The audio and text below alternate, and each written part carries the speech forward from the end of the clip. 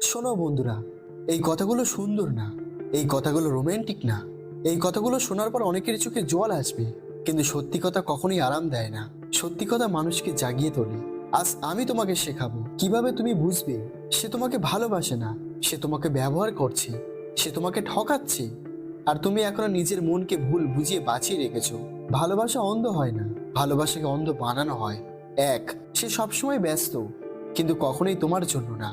সে বলে, আমি খুব ব্যস্ত, আজ ভালো লাগছে না, কাল কথা বলবো।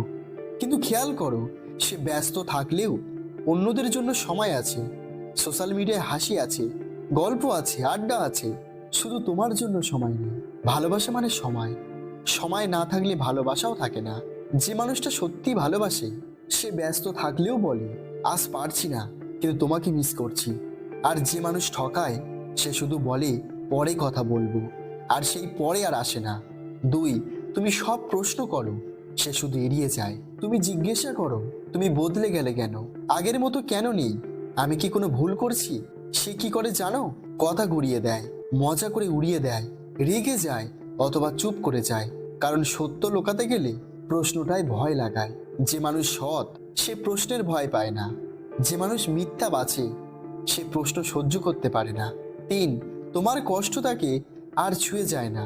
এক সময় তোমার এক ফোঁটা চোখের জল তার রাতের ঘুম কেড়ে নিত, আর আজ তুমি কাঁদলেও সে বলে, এত সেন্সিটিভ হয়েও না, সবকিছু নিয়ে নাটক করো। যে মানুষ তোমাকে ভালোবাসে সে তোমার কষ্টকে হালকা ভাবে না, আর যে মানুষ ঠকায় সে তোমার কষ্টকে নাটক, ওভার রিয়াকশন, ইমোশনাল দুর্বলতা বলে দাগায়। চার, দোষ সবসময় তোমার। খেয়াল করেছো, যাই হোক না কেন, ঝগড়া হলে, দূরত্ব বাড়লে, সম্পর্ক ঠান্ডা হলে, শেষে দোষটা এসে পড়ে তোমার ঘাড়ে। সে বলে, তুমি বেশি আশা করো, তুমি খুব সন্দেহ করো, তুমি আগে এমন ছিলে না। ঠকানো মানুষ নিজেকে বাঁচাতে অন্যকে দোষী বানায়, কারণ সে জানে যদি তুমি নিজেকে দোষী ভাবো তুমি ছেড়ে যাবে না, তুমি চুপ করে যাবে, তুমি কম আশা করবে। পাঁচ, সে শুধু তখনই আসে যখন তার দরকার। সে আসে কখন? যখন সে একা, যখন তার মন খারাপ, যখন কেউ তাকে ছেড়ে গেছে, যখন তার কিছু দরকার। আর তুমি ডাকলে সে তখন ব্যস্ত। এটা ভালোবাসা না, এটা হলো ইমোশনাল ইউজ। তুমি তার রিফিউজ, তুমি তার ব্যাকআপ, তুমি তার সাপোর্ট সিস্টেম, কিন্তু তার ভবিষ্যৎ না। ছয়, ভবিষ্যৎ নিয়ে কথা হলেই সে চুপ। তুমি বলো, আমাদের ভবিষ্যৎ কি, আমরা কোথায় যাচ্ছি? সে কি করে? বিষয় পাল্টায়, হাসে, বলে, এখন এসব ভাবার দরকার নেই। যে মানুষ সিরিয়াস সে ভবিষ্যৎ নিয়ে ভয় পায় না। যে মানুষ ঠকায় সে ভবিষ্যৎ এড়িয়ে চলে, কারণ সে জানে তুমি তার প্ল্যান না। সাত, তুমি নিজেকে হারিয়ে ফেলেছো। সবচেয়ে ভয়ঙ্কর সাইন এটা। তুমি আগের মতো হাসো না, তুমি আগের মতো নিজের যত্ন নাও না, তুমি আগের মতো আত্মবিশ্বাসী না। কারণ তুমি সবসময় ভাবছো, আমি কি যথেষ্ট, আমি কি ভুল করছি? যে সম্পর্ক তোমাকে নিজেকে ছোট ভাবায় সে ভালোবাসা না, সেটা হলো কারাগার। যে মানুষ তোমাকে ভালোবাসে সে তোমাকে শান্ত করে, আর যে মানুষ ঠকায় সে তোমাকে কনফিউজ করে। তাই সত্যটাকে মানো, নিজেকে বাঁচাও। এখন প্রশ্ন একটাই, তুমি কি করবে? চুপ থাকবে, নিজেকে দোষ দেবে, আরো সময় দেবে? শোনো, যে মানুষ তোমাকে ঠকাচ্ছে সে হঠাৎ বদলে যাবে না, কিন্তু তুমি বদলাতে পারো। কিভাবে বদলাবে?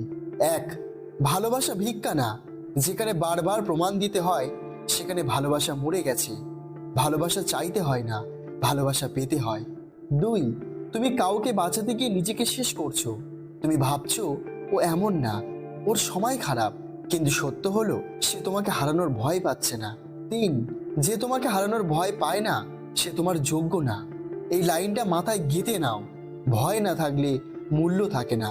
চার, চলে যাওয়াও শক্তি, সবসময় লড়াই করে থাকা শক্তি না। কখনো কখনো চুপ করে সরে যাওয়াই সবচেয়ে বড় জয়। পাঁচ, তোমার সেলফ রেসপেক্ট তোমার আসল ভালোবাসা।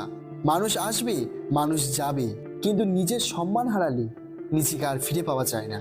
তো বন্ধু, যদি এই 7টা সাইন তোমার জীবনের সাথে মিলে যায় তাহলে এটা ভিডিও না, এটা তোমার জাগার ঘন্টা। আজ না জাগলে কাল আরো ভাঙবে। ভালোবাসা মানে নিজেকে হারানো না, ভালোবাসা মানে নিজেকে বাঁচিয়ে রাখা।